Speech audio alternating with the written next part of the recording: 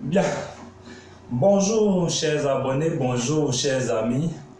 Je suis docteur Dibi Maxime. Aujourd'hui, je voudrais m'adresser à la femme. Je voudrais m'adresser à la gente féminine. En effet, ma passion, c'est de toujours contribuer au bien-être de l'autre, d'où ma vocation médicale.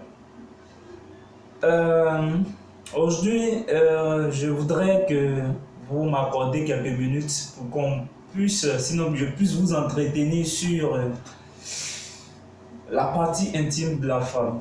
De ce fait, nous avons donné un thème. Le thème, c'est comment prendre soin de sa partie intime. Voilà, donc, sans plus tarder, on va rentrer dans le vif du sujet. Mais avant, il faut que je vous informe, c'est que ici, il va sans dire que nous allons employer des thèmes un peu, bon, pour nous, on appelle ça des thèmes médicaux, mais bon, certains trouvent un peu déplacés, surtout en Afrique, mais l'important, c'est que le message passe. Donc, soyez indulgents. Voilà, donc, comment prendre soin de votre partie intime?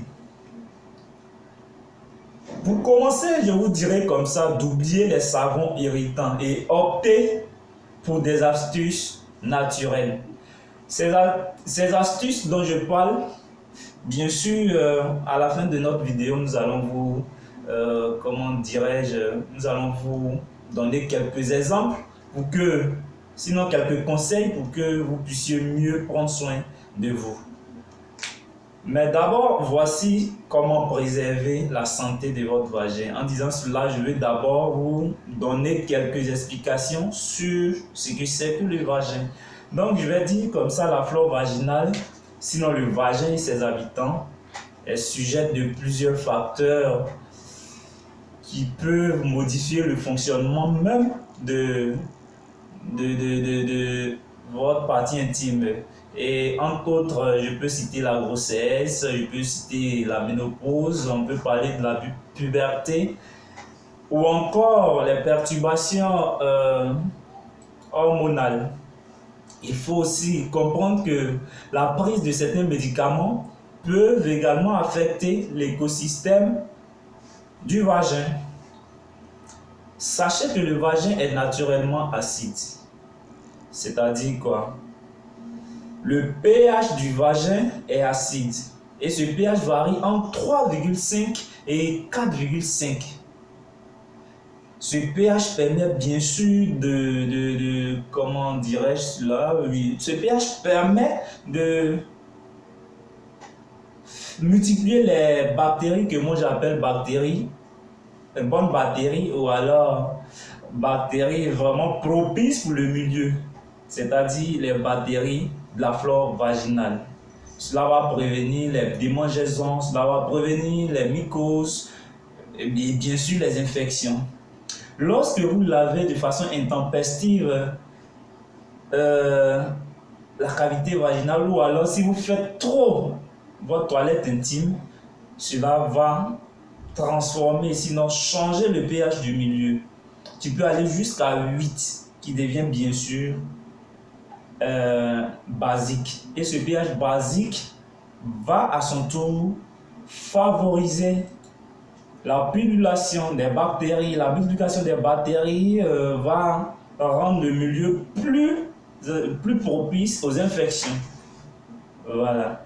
Donc, il faut éviter de faire sa toilette de façon intempestive. Voici maintenant venue la partie la plus importante.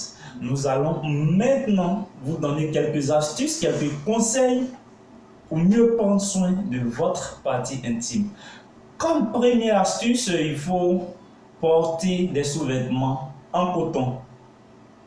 Sachez que pour un sexe en bonne santé, vous devez privilégier la qualité et non le côté esthétique de vos sous-vêtements. Vous devez opter pour des culottes en coton. Vous devez éviter les culottes synthétiques. Parce que les culottes synthétiques vont à leur tour favoriser les démangeaisons, vont favoriser des infections. Il est aussi conseillé, bien sûr, de ne pas porter des pantalons serrés.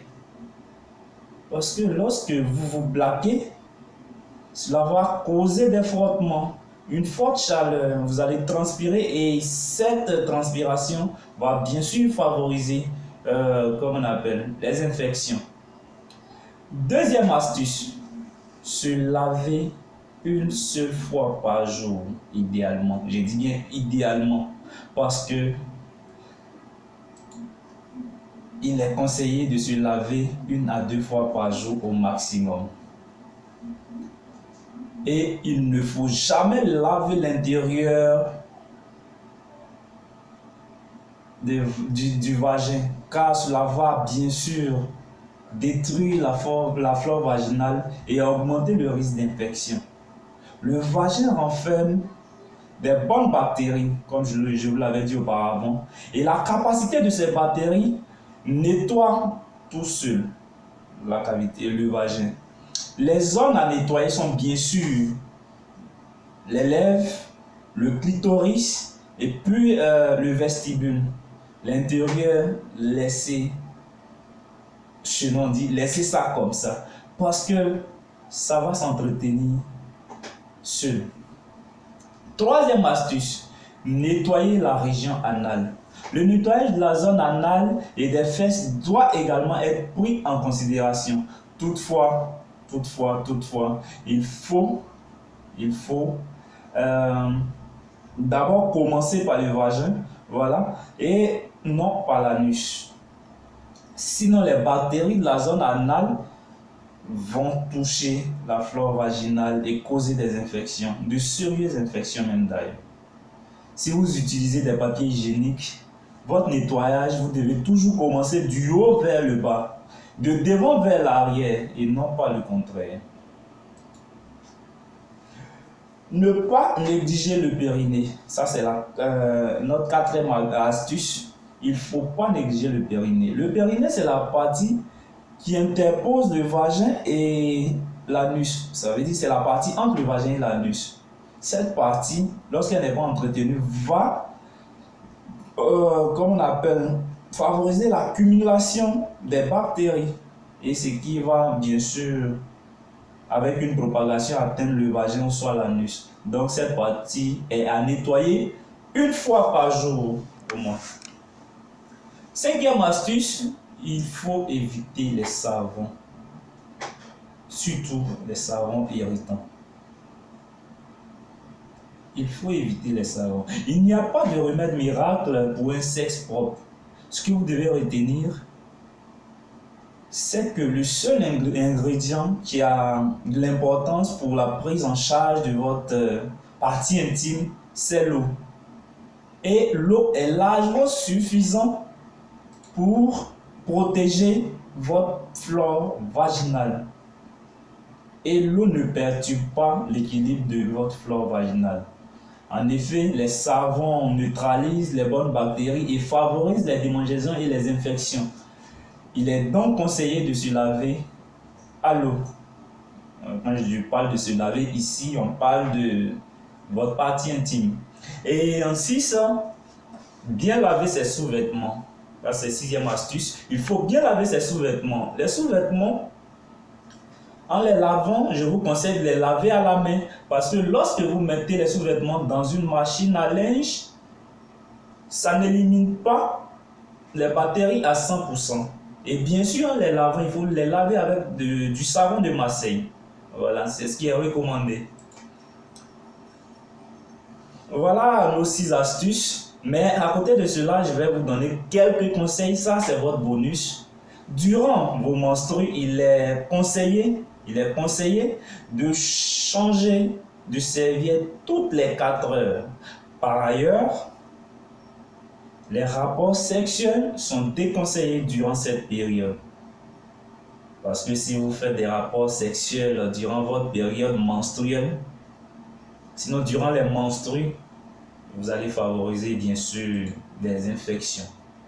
Et aussi, il faut retenir que lors des rapports sexuels, Vous devez veiller à l'hygiène des mains. Les mains doivent toujours être propres. Et autre conseil pour éviter que les germes remontent jusqu'à l'urètre lorsque vous urinez, il est conseillé, lorsque vous faites vos rapports sexuels, il est conseillé d'uriner, d'aller uriner les minutes qui suivent. Et surtout, soyez douce et prudente avec votre partie intime. Car vous le savez, cette zone est très fragile. Alors, une petite blessure ou même une petite irritation peut causer une infection. Pour éviter les odeurs, ça c'est le dernier pour vous laisser, pour éviter les odeurs, il est conseillé de nettoyer la zone autour de votre clitoris avec du papier hygiénique. Voilà, présenter notre exposé. J'espère que cela vous a plu. Et j'ajoute ceci. Aujourd'hui est une belle journée pour sauver des vies. Moi, j'ai fait ma part et j'espère que vous aussi vous ferez votre part en partageant cette vidéo, en vous abonnant, en aimant la vidéo. Et surtout, je vous conseille de vous abonner parce qu'après cette vidéo, il y aura des multitudes de vidéos, des vidéos concernant la santé, je dirais des conseils de vie, ce qu'il vous faut pour vivre plus en bonne santé.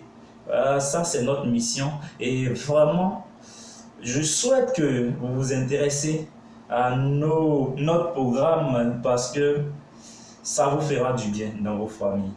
Merci et à bientôt.